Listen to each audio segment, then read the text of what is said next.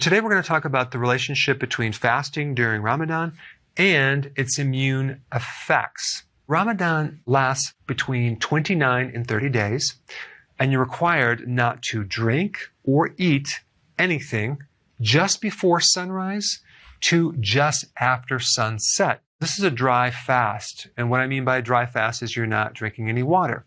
Now, before we get into the benefits, I do want to point out this one very, very important point. If you look at some of the studies done on Ramadan, you're going to see some mixed reviews. And I think the reason for that, because what you eat before and after you fast is going to make or break your success. If you are eating a lot of junk food, refined carbohydrates, that is going to greatly inhibit these amazing effects that you could achieve if you added keto-friendly foods, low carb, during the meals.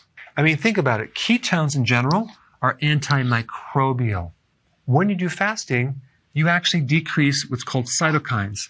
There are different types of cytokines, and cytokines are chemical messages that communicate between your immune cells.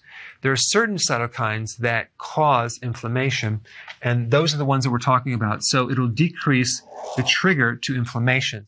Also, it will stimulate something called macrophages.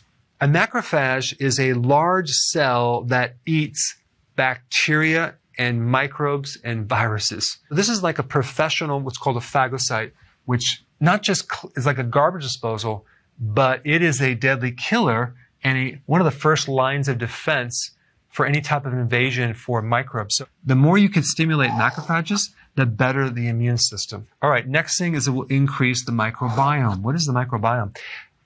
That describes your friendly microbes in your body that help you.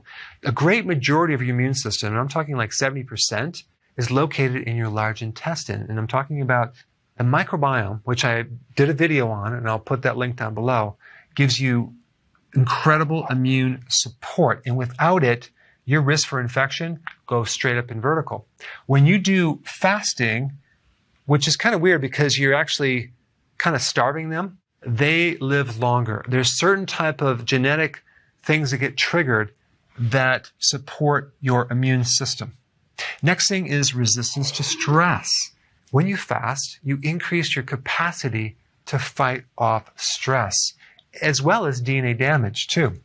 Also, when you fast, you decrease oxidative stress. You're going to have less free radicals. You're also going to get an increase in production of your antioxidant networks, which also can help as well. And lastly, fasting will increase autophagy, which is your body's ability to recycle old damaged parts, as well as microbes. There's a very specific type of autophagy called xenophagy, which targets pathogens. One huge benefit of fasting is basically the elimination of these microbes that can stay dormant in your body for many, many years. Ramadan has huge, powerful effects on the immune system, but I think it could be a lot better if you also add keto. If you're new to my channel, I put a link down below of exactly what you should be eating to enhance your benefits. If you want more information about fasting, check out this intro video right here.